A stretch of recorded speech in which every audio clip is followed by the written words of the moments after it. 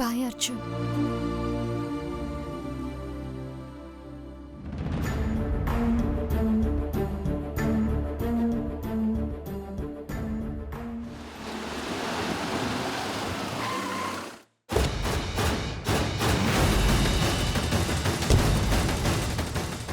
మధు, నువ్వు కార్లోనే ఉండు, నేను పని పూర్తి చేసుకుని వస్తాను. అలాగే అప్పు, టేక్ కేర్. ఏదైనా ప్రాబ్లం వస్తే మాత్రం కాల్ చేయి. అప్పు, ఇది మర్చిపోయావు. Thank you.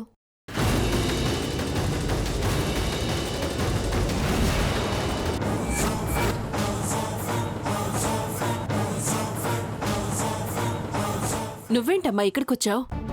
ఏ, ఇది రాకూడని ప్లేసా? అది కాదు, ఎందుకొచ్చావని. నిన్ను చంపడానికి వచ్చాను. భయపడుకు, జోక్ చేశాను.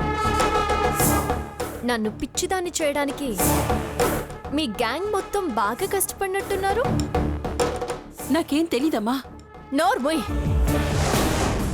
మీరు చేసిన పాపాల్లో ఎవరి వాటా ఎంతో నాకు బాగా తెలుసు. వాళ్ళకంటే బుద్ధి లేదు, మీ బుద్ధి ఏమైంది? అర్జున్కి నాకు పెళ్ళైంది.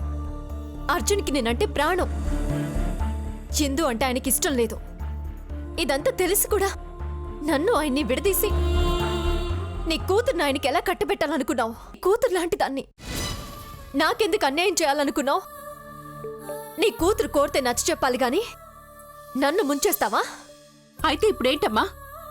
ఎందుకు మా ఇంటికి వచ్చావు? అర్జున్కి ఫోన్ చేయనా? చెయ్యి.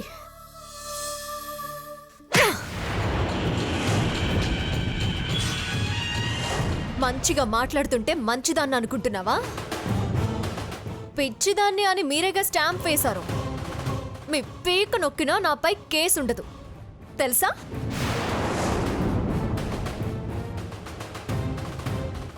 భయపడుకో. నిజంగా నేను నిన్ను చంపడానికి రాలేదు.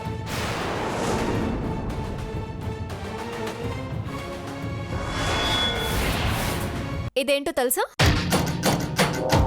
పిచ్చి పట్టిన వాళ్ళకి చేసే ఇంజెక్షన్. ఇది పిచ్చి వాళ్ళకి చేస్తే మంచి వాళ్ళు అవుతారు, అదే మంచి వాళ్ళకి చేస్తే పిచ్చి వాళ్ళు అవుతారు. నన్ను పిచ్చిదాన్ని చేసిన నిన్ను పిచ్చిదాన్ని చేయాలనే ఈ ఇంజెక్షన్ని హాస్పిటల్ నుంచి తెచ్చాను. ఒక్కసారి పడిపించుకుంటావా ప్లీజ్? వద్దమ్మా, ప్లీజ్ వద్దు. ఏ, నేను పిచ్చిదాన్ని అవ్వాలి, నువ్వు మంచిదానిలా ఉండాలా? నువ్వు మంచిగానే ఉన్నావు కదమ్మా. ఓ గుడ్. అయితే నువ్వు పిచ్చిదానివి కాకుండా ఉండాలంటే నాకొక విషయం చెప్పాలి. హాస్పిటల్లో ఉన్నది ఇందు కాదు, ఇంకెవరు.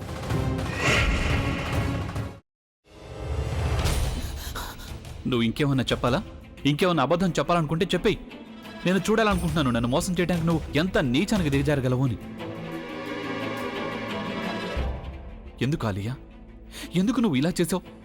నీకు తెలుసు కదా నానమ్మ తర్వాత నీ ఒక్కదానిని కదా నేను పూర్తిగా నమ్మేది.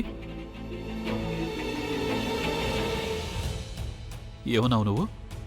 ఈ మధ్య అన్నిటినీ మర్చిపోతున్నావా? అది చాలు. వాటిలో ఉన్న శక్తి విషయాన్ని గ్రహించి మనకు వివరిస్తాయి.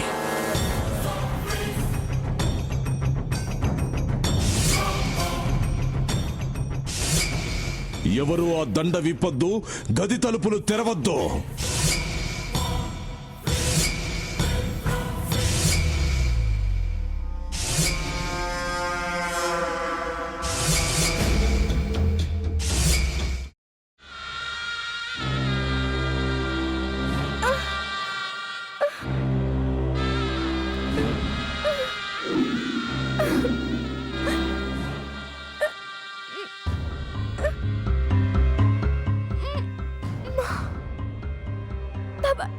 వద్దు బాబాయ్, నేను చేయొద్దు బాబాయ్, ప్లీజ్ బాబాయ్.